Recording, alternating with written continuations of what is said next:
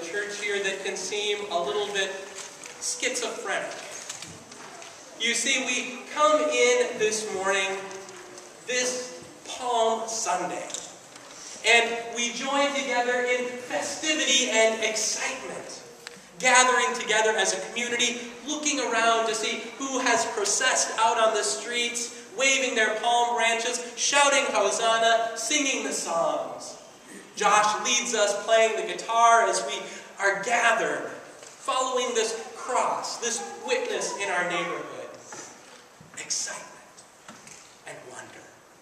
And then we come and we join together in singing, all glory, laud, and honor to you, Redeemer King, to this one who is a word of hope, a word of salvation to the people. And we join in what is this chaotic parade. Not exactly sure what we're doing or where we're going, but knowing we've got the palms and we need to make our way back to the place where we're going to sit down. And then the children sing, inviting us into the wonder of this day, lifting up that Hosanna, sweet voices peeking through, showing us a promise that we are longing for. And then we come to this reading that holds so much. This entrance into the upper room with the preparations made, a time in which the community, those whom Jesus has loved and journeyed with for around 3 years, are gathered together to celebrate a meal that is about liberation. Liberation of their people. People who have been on a journey from slavery into freedom, from exile back into community. A promise made known. And it is there in community that we hear these words of Jesus that invite friends, disciples to the table. Come and eat this bread. This is my body. Come and drink this cup, the blood of the covenant. These hearken back to the history of the Jewish people, of the lamb that is slaughtered, the flesh that is broken, the cup that is poured out for all. And then this idea that things are going to change dramatically. One who is part of this close-knit community is going to betray Jesus. And they move from this meal of promise and hope to a place of solitude. And there, Jesus goes to pray, leaving those who have been near and dear to him there to keep watch, to sit, perhaps to think, to ponder, to be present. And he goes praying, asking that this cup might be removed from him.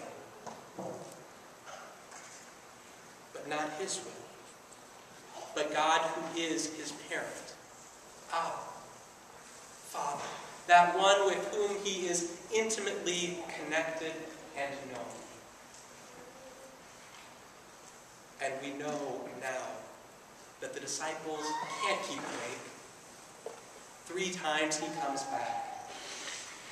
And then finally, as he comes that 3rd time, those words, "Get up! Enough! See, my betrayer is at hand." All of a sudden, these shouts of Hosanna and this excitement and chaos of what has been taking shape is transformed into a moment where we are caught with that pit in our stomach. Oh, this one who is part of the community hands him over, betrays him. but even those with whom he has this deep relationship, those whom he took to this deserted place to pray, continue to fall asleep on him. And so we ask ourselves in this story, who am I? Am I the one who dips my bread in the cup? Who dips my bread in the cup of promise, of liberation and freedom for all the people? Who is willing to dream a new dream? Who's willing to live with this one? Who offers a word of hope, of saving grace to all the people? Am I the one who realizes that life is hard? That sometimes the promises that are being made seem difficult to be kept, and that community seems to break down? Am I the one who sneaks off and says, you know what, just get rid of this Jesus, let us go back to the way things were? Life would be so much easier to go back to my tax booth, to my fishing nets, to go back and not worry about all this rabble-rousing and challenging. Is that who I am? Or am I the one who walks with Jesus to that place, that deserted place, who knows that there something amazing is happening, but that I've walked miles today? And it has been a long day, and the banquet has drained me of energy, and now I just want to sleep. And my eyelids are heavy.